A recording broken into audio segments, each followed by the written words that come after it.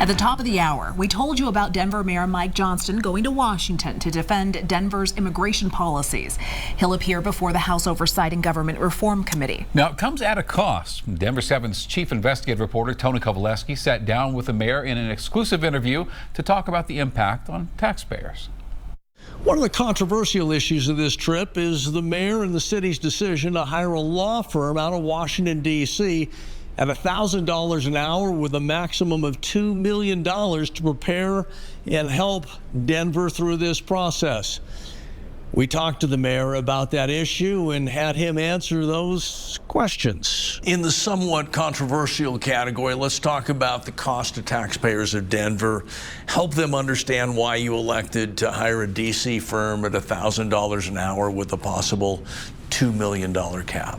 Yeah, here's why this was important is as part of this investigation, this is not about me, this is about every ordinance or policy the city has. They could ask questions about what our city's DEI policies are. They could ask questions about what our city employees did when they worked in shelters across the city. We view our job as they could ask for emails from 13,000 employees or documents. And so this is meant to protect and support all of our city employees from all of the actions that they took, and also to protect the city from having to be consumed by this hearing when we want our employees focusing on doing the day-to-day job of picking up trash and answering people's calls and policing the streets. And so we didn't want to take a huge amount of our city employees' time to do that.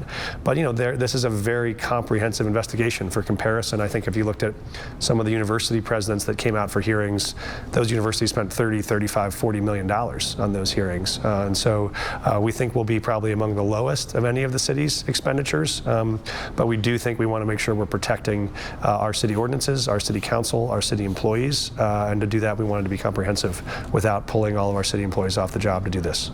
You're leaving early to spend time with this team.